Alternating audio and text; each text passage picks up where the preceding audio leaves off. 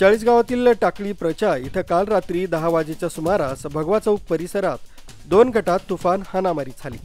या हाणामारीत 3 जण जखमी झाले असून त्यांना तातडीनं दवाखान्यात हलवण्यात आले। घटनेची माहिती मिळताच अप्पर पोलीस अधीक्षिका कविता नेरकर, पोलीस उपअधीक्षक राजेंद्र सिंह चंदेल, चाळीसगाव शहर पोलीस स्टेशनचे पोलीस निरीक्षक किरण कुमार कबाडी तसंच त्यांचे सहकारी घटनास्थळी तातडीनं पोहोचले। भगवा चौकात हेमराज गुजर तसंच त्यांच्या काही सहकाऱ्यांनी कार्यक्रमाचं आयोजन केलं होतं। या कार्यक्रमावरून बाचाबाची झाली। तसंच या बाचाबाचीचं रूपांतर हाणामारीत झालं आणि नंतर दगडफेकीत झालं। साऱ्या हाणामारीची पोलिसांनी गंभीर दखल घेतली। तसंच या हाणामारी मागील कारण आणि प्रमुख सूत्रधार यांचा शोध पोलीस घेत आहे। टाकळी प्रचा गावातले सामाजिक वातावरण खराब करणाऱ्या लोकांचा योग्य तो बंदोबस्त करण्याची मागणी देखील ग्रामस्थांनी केली।